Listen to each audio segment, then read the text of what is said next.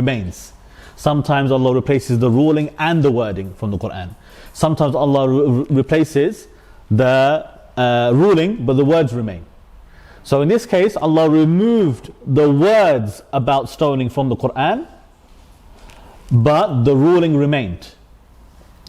So the Quran we recite today, as it was completed and finalized in the lifetime of the Prophet ﷺ, does not contain the verse that spoke about stoning the adulterer specifically.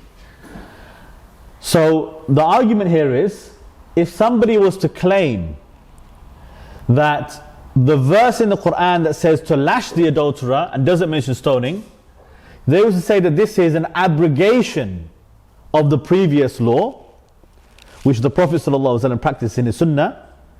He said that this is a false claim. You cannot make this claim, because only a sunnah can abrogate a sunnah.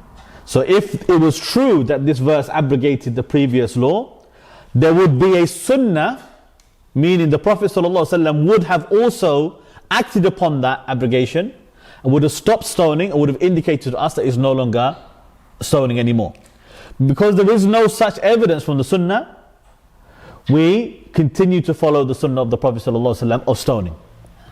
And so his point being that when you're trying to prove abrogation, we cannot just say the Quran can abrogate the sunnah. Okay, we cannot say that. The Prophet ﷺ can indicate to us that Allah has abrogated this previous law, and that becomes a new sunnah from him. If he indicates to us, this is his words or his actions or his consent, this will be a proof of abrogation by his sunnah of anything that he used to do before that was different. Okay? Does that make sense? Okay, inshallah. Yeah. Just based on what we discussed, like